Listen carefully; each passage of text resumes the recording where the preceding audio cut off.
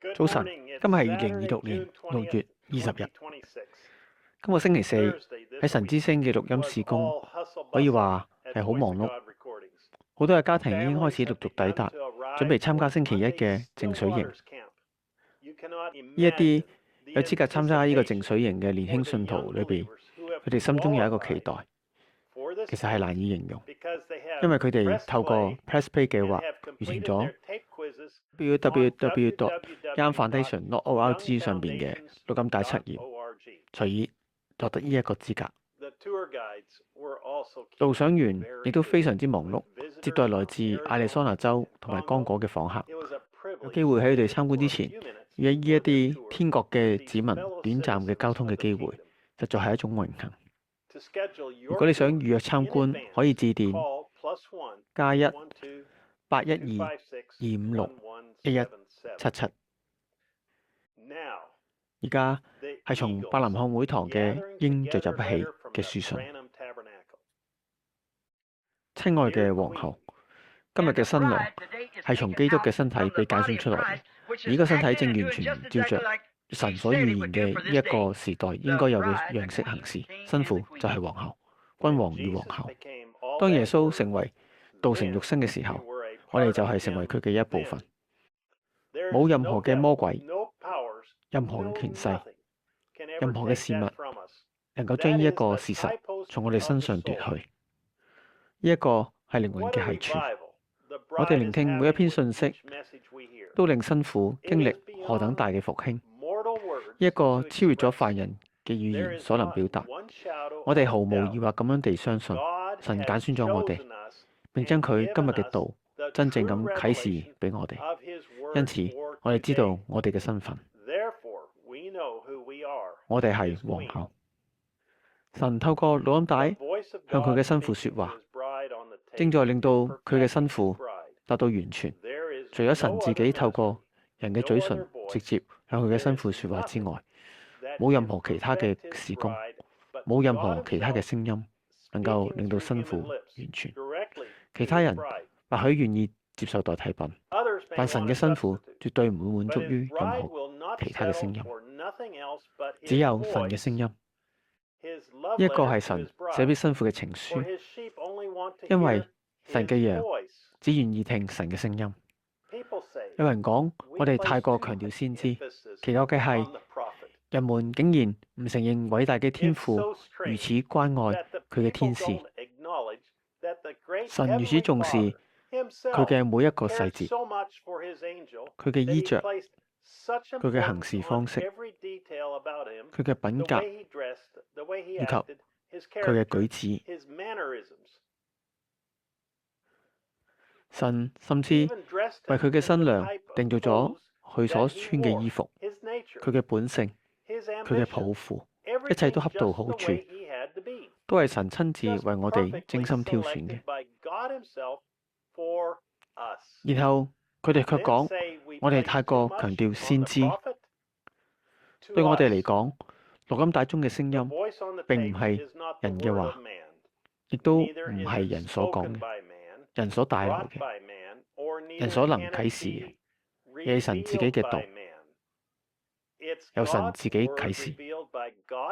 神係自己嘅解釋者，基督喺神自己嘅道中顯現佢自己。有啲人能夠聽見，但卻無法完全領悟。你可以告訴佢哋，向佢哋證明，但佢哋仍然睇唔見。我哋愛佢哋，為佢哋禱告。然而，神向我哋所啟示嘅係佢完全嘅真理。以下係檢驗當今基督新婦中存在巨大分歧嘅試金石。佢能夠幫助我哋判斷佢哋係咪真正領受咗呢個末世偉大嘅啟示。試金石嘅定義：一個單一而決定性嘅因素、問題或者事件，能夠迅速揭示某件事物或者人嘅真實本質、品質或者立場。首先，我要再次重申，我相信神所呼召嘅真正事工，每一個職份都有佢嘅存在嘅意義同埋位置。聖經確實咁樣講，一啲人嘅事工係為咗成全聖徒，但佢冇講到五重事工都能夠成全聖徒。伯南漢弟兄咁樣清楚話俾我哋知，每個時代嘅事工都會偏離正道，咁樣佢哋又點能夠成全辛苦呢？好多嘅傳道人、教師、使徒同埋先知都曾經宣講佢哋相信呢一個末世信息，並認為伯南漢弟兄係啟示錄10章7節嘅使者。如今佢哋講呢一個係假嘅，說伯南漢弟兄係個騙子，說我哋係邪教。呢一啲人都係備受尊敬嘅牧師，擁有許多嘅會眾，走遍世界各地服侍。佢哋被視為五重事工中偉大嘅領袖，喺美國各地大會同埋教會中講道，喺好多人嘅眼中，佢哋嘅侍奉卓著，好多人們都跟隨佢哋，相信佢哋係偉大神嘅僕人。如今呢啲被公認真正五重事工嘅牧師，佢哋聲稱相信呢一個信息，並引用同埋宣講佢，但佢哋又同時講呢一個信息唔係絕對嘅，一人信息嘅時代已經結束。如今五重事工嘅目的係為咗完全新婦。喺教會播放錄音帶，引用其中幾句話，都係錯誤嘅。我哋知道末世會有假嘅受膏者，先知警告我哋要提防佢哋。佢哋嘅事工亦都會被膏抹，佢哋擁有聖靈，因此佢哋會引用所謂嘅時代信息。我哋會如此接近真理，以至於如果可能嘅話，甚至連選民也會被迷惑。但各大教派並非如此，佢哋根本唔可能欺騙選民，因此我哋嘅接近程度必定遠超於此。但呢一個並唔代表所有牧師都已經誤入歧途，並非如此。有好多偉大神嘅僕人宣講真理，但每一個信徒都必須認識並苦心自問：你所跟隨嘅牧師，佢會犯錯嗎？你能對佢所講嘅每一句話都說阿門嗎？你相信佢所教導嘅每一句話都係主如此說嗎？佢嘅聲音係你最該聽嘅聲音嗎？佢會講錯話嗎？佢即使傳講信息30年後，仍可能會偏離嗎？佢會錯誤嗎？佢會告訴你錯誤嘅事情嗎？佢會受騙嗎？而家請你問問自己，關於你在錄音帶中聽到呢一個來自神嘅被證實嘅聲音，是否亦都存在同樣嘅問題？錄音帶中嘅信息會出錯嗎？不會。你能相信佢所講嘅每一句說話，並說阿門嗎？能夠。佢會失敗嗎？唔會。佢會講錯話嗎？唔會。佢會同你講錯誤嘅信息嗎？唔會。你能夠將你永恆嘅歸宿寄託喺你聽到嘅每一句話嗎？當然可以。呢一個係神嘅聲音嗎？係。我點解要講呢一啲呢？因為我想指出，所有人都會犯錯，而且確實會犯錯。但係錄音帶中神嘅聲音絕對唔會出錯。正因為咁樣，呢個先至係你必須聆聽最重要嘅聲音。正因為咁樣，教會必須播放呢一啲嘅錄音帶。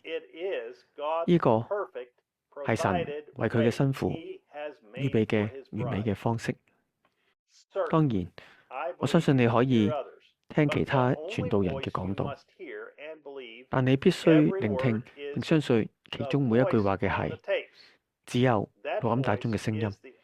唯有呢一個聲音，我哋才能夠對神嘅每一句話都說阿門。呢一個係神嘅誡命，你必須相信佢每一句話。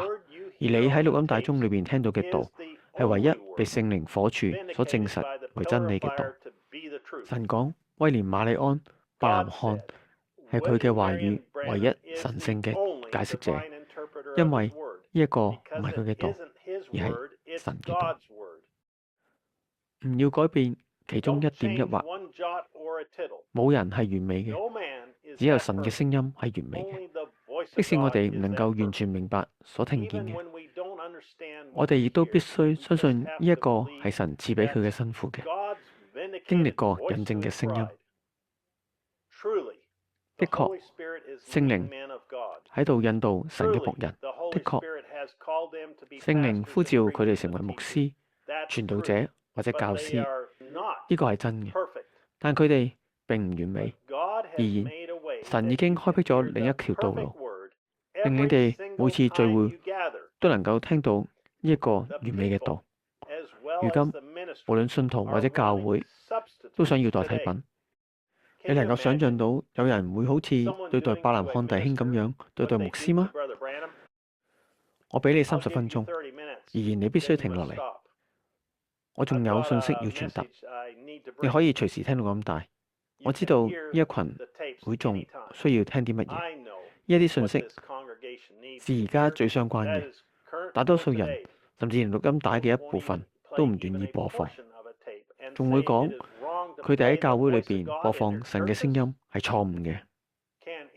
任何一個頭腦清醒嘅人都能夠想出一個牧師會找藉口，哪怕係一個任何嘅藉口，唔肯喺教會裏邊播放神嘅聲音，僅僅因為佢哋認為自己必須講道。佢哋口口聲聲講呢一個係神嘅聲音，但佢哋唔相信，否則佢哋根本唔會找任何嘅藉口嚟到唔播放呢一啲嘅錄音帶。一個人點樣宣稱自己相信呢一個係神嘅聲音，但唔願意喺教會裏邊播放呢？呢一群聲稱相信呢一個係神嘅聲音嘅人，點能夠唔要求佢嘅牧師喺教會裏邊播放呢一啲嘅錄音帶呢？因為佢哋擁有同樣嘅靈。唔要好似尼哥底母咁樣講，我看見了，我相信了。呢一個人子係以肉身顯現，呢個係耶和華如此說。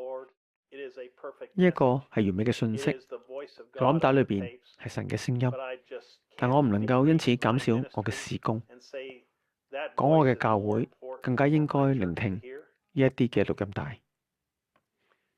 弟兄姊妹們，你哋可能唔完全同意我嘅觀點，我並唔要求你哋同意。唯一一件事，你哋好好諗一諗，你話俾我聽啲乜嘢，我都會考慮。如果牧師講俾佢哋嘅教會，佢哋唔相信喺教會裏邊播放錄音帶，亦都冇關係。我嘅弟兄，你想點樣餵養佢哋，就點樣餵養。我正努力堅守神嘅道，因為羊需要嘅只係羊嘅食物，而我哋相信錄音帶裏邊嘅聲音就係我哋羊嘅食物。呢個就係我哋生活嘅準則，我哋所依靠而活嘅，唔係偶然嘅一句話，而係神口中所發出嘅一切話，就係錄音帶上邊所傳出嘅每一句話。呢個就係我哋生活嘅準則。如果我冒犯咗你，講咗啲乜嘢唔該講嘅話，請神赦免我，請你亦都原諒我。呢個就係我哋所相信嘅，亦都係我哋所相信嘅真理。神俾咗我哋聆聽佢嘅聲音嘅完美方式，我哋非常喜歡佢。